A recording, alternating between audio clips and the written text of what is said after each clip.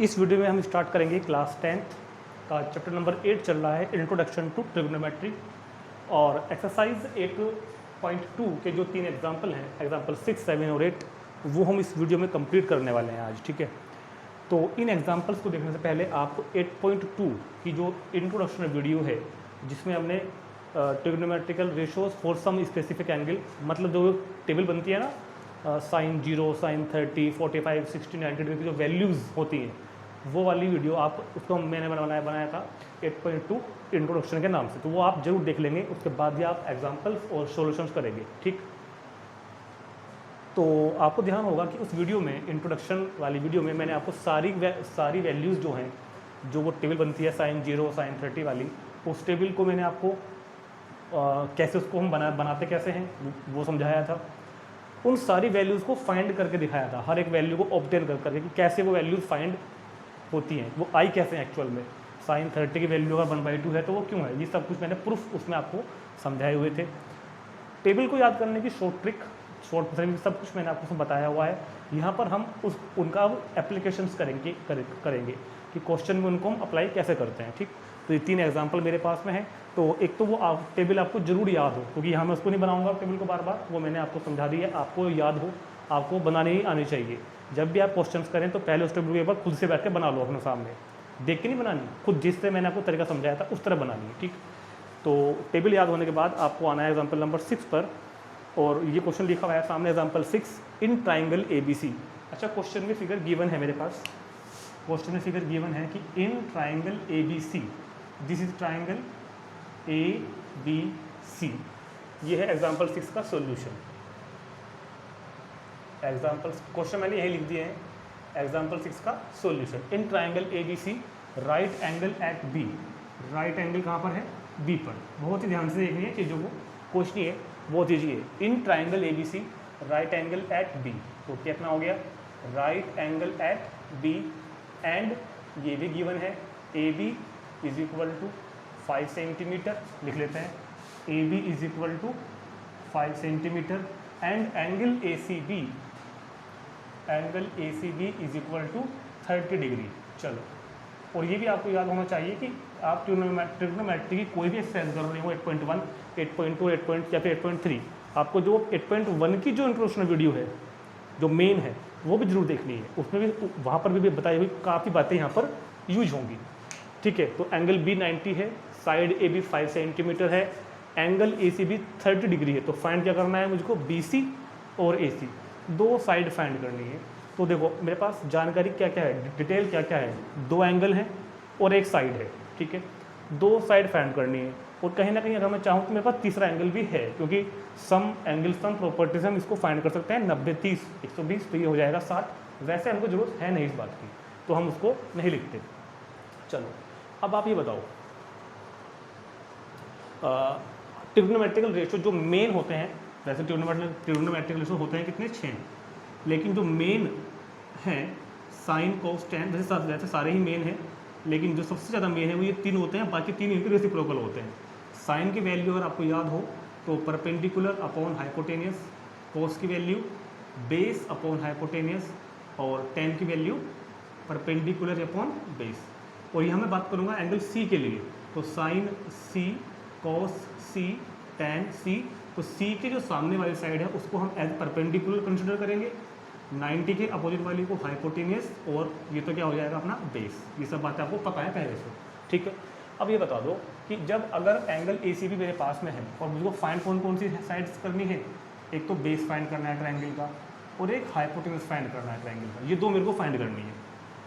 तो कौन सा ट्रिग्नोमेट्रिकल रेशो लेना ठीक रहेगा?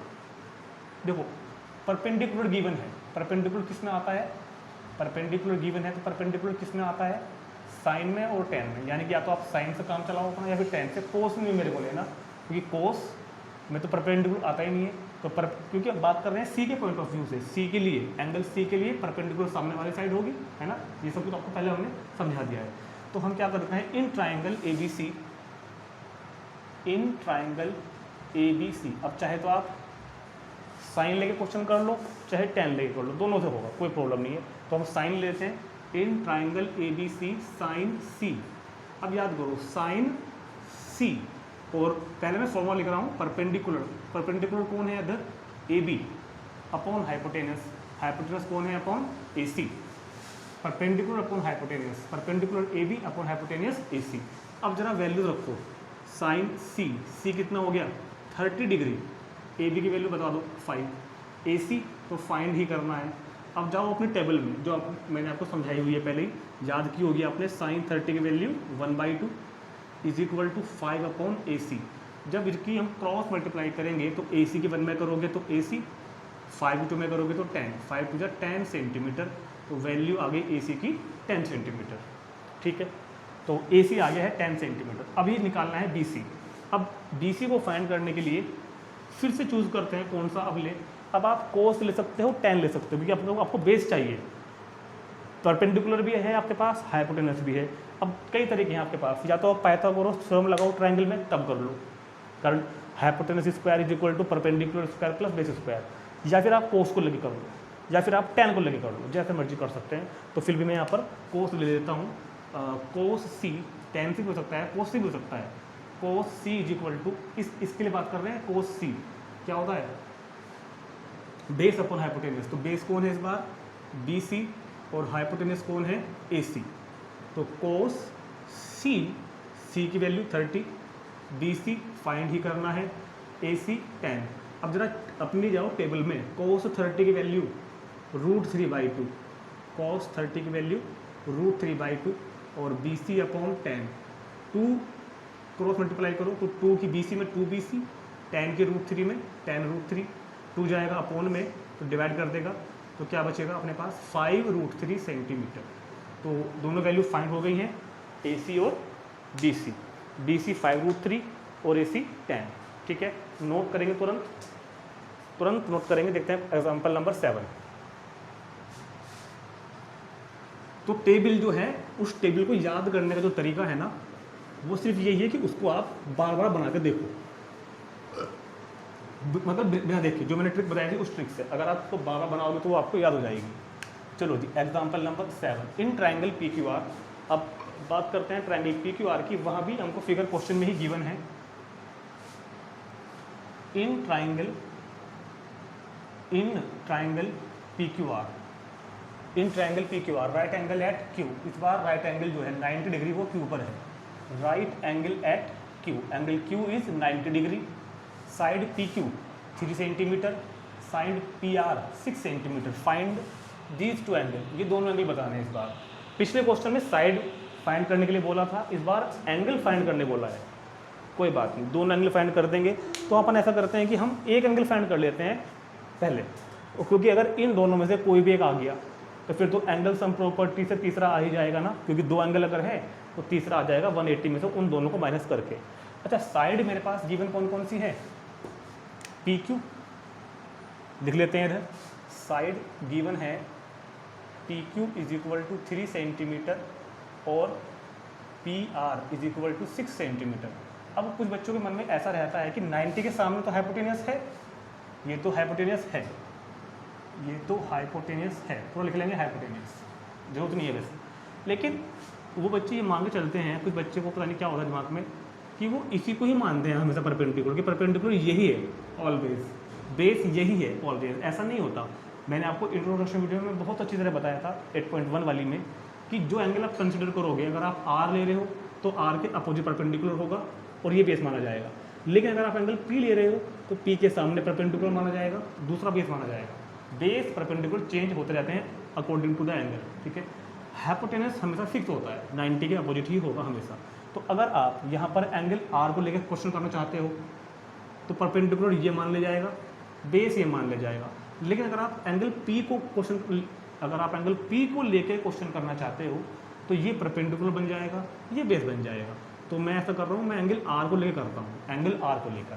ठीक, मैं एंगल आर के अपोजिट परपेंडिकुलर और आर के लिए बेस कौन हो जाएगा, क्यू आर।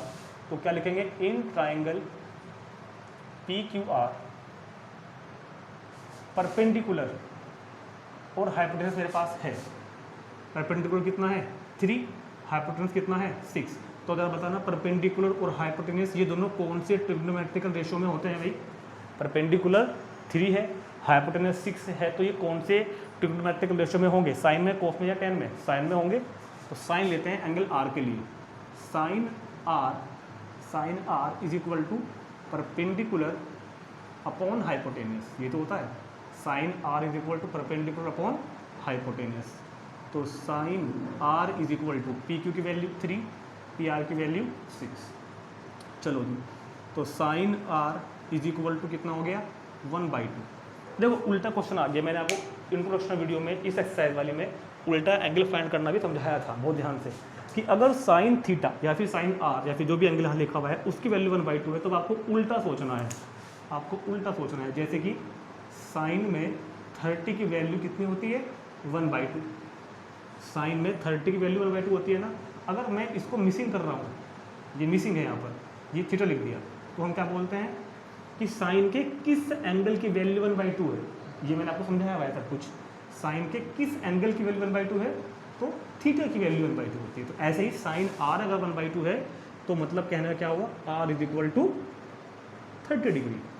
ठीक, बल्कि ऐसे भी ना करो, एक लाइन और लिखो इधर, साइन आर, ये वैल्यू साइन में कहाँ होती है वो लिखो आप, साइन 30 पर होती है, होती कोस में भी है, मगर जो यहाँ है वही लिखनी है। अब लिखोगे आप इम्प्लाइज करके आर इज इक्वल टू 30, अब क्या लिखेंगे हम, आर इज इक्वल टू 30। तो ये लो, एक एंगल तो मेरा आ गया 30, एंगल आर तो आ गया 30 पी आर की।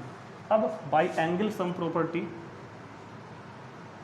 बाई एंगल सम प्रॉपर्टी से एंगल पी भी फाइंड हो जाएगा। फिर तो एंगल पी कितना होगा, एंगल पी होगा 180 माइनस 30 और प्लस ये वाला 90, तो ये कितना हो गया 120, मतलब 60 degree. This angle is 60 degree. तो ट्रायंगल के दोनों एंगल हमने फाइंड कर दिए हैं, नोट करेंगे तुरंत और चलते हैं एग्जाम्पल लास्ट 8 पर। जैसा एग्जाम्पल 8 हम करेंगे ना, ऐसा क्वेश्चन हम एक्सरसाइज में भी करेंगे अगले वाले में 8.2 में। ठीक, तो और ये इंपॉर्टेंट भी है, अक्सर ऐसे क्वेश्चन एग्जाम में आ जाते हैं, तो ध्यान से समझेंगे। कह रहा है कि if sine A minus B is equal to 1/2, example 8, अगर साइन ए माइनस बी की वैल्यू तो कितनी हो 1/2, और साथ साथ कोस ए प्लस बी की वैल्यू कितनी हो 1/2, दोनों की वैल्यू 1/2, तो फाइंड ए और बी। और ये भी कुछ लिखा हुआ है कि ए और पी, भाई ए और बी का एंगल होता है ना, तो ए और बी का जो सम होगा वो 0 से बड़ा होगा, 90 से छोटा होगा और 90 के इक्वल भी हो सकता है। इस लाइन का मतलब होता है इक्वल भी है, ग्रेटर तो है ही, 90 ग्रेटर तो है, 90 के इक्वल भी है। तो दोनों का सम 0 और 90 के बीच में होगा और इक्वल होगा, मतलब एंगल 0 और 90 के बीच होगा और 90 भी होगा। ठीक, और ए बड़ा है बी से, A greater than B, angle A जो है वो ग्रेटर देन किससे है, बी से। ये दोनों बातें हमको यहाँ पर याद रखनी है, क्वेश्चन में इनकी जरूरत पड़ सकती है। ठीक, तो सुनो, अब जरा अपने टेबल पर जाओ और मेरे को बताओ साइन में 1/2 कहाँ होता है, कितनी डिग्री पे होता है। अगर आपको याद हो तो साइन 30 पे होता है 1/2। ठीक है, ऐसे ही कोस में, कोस ए प्लस बी, कोस में ए प्लस बी कहाँ होता है, याद करके बताओ, टेबल आपको याद होनी चाहिए। देखो कोस ए प्लस बी, तो ये होता है कोस 60 पर, कोस 60 की वैल्यू। ठीक, तो ऑन कंपेयरिंग या फिर इम्प्लाइज दैट इसकी value 30, A minus B is equal to कितना 30। और अगर हम इससे देखें, तो कंपेयरिंग करोगे तो A plus B is equal to 60, तो ए माइनस बी 30 और A plus B 60। Now we apply elimination method to solve these two equation. अब हम इनको सोल्व करने के लिए एलिमिनेशन मेथड यूज करेंगे और ए बी की वैल्यू फाइंड हो जाएगी। तो सॉल्विंग दीज इक्वेशन, बल्कि ऐसे लिखते हैं सॉल्विंग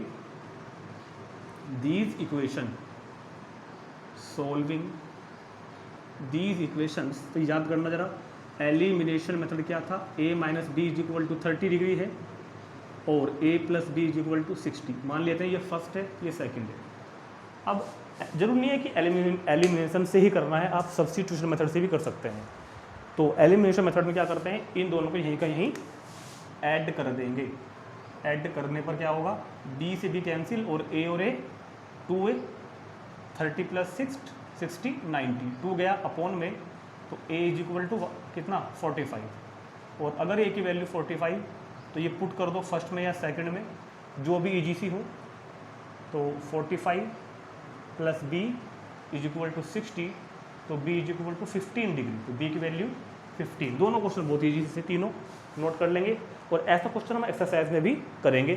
तो इस वीडियो में बस हम इतना ही करेंगे, क्योंकि ये तो केवल मात्र 3 एग्जाम्पल मैंने कराए हैं, क्योंकि वो जो इंट्रोडक्शन वाली वीडियो थी वो बहुत बड़ी बन गई थी, वैसे मैं इनको उसमें कराता 8.2 की इंट्रोडक्शन में।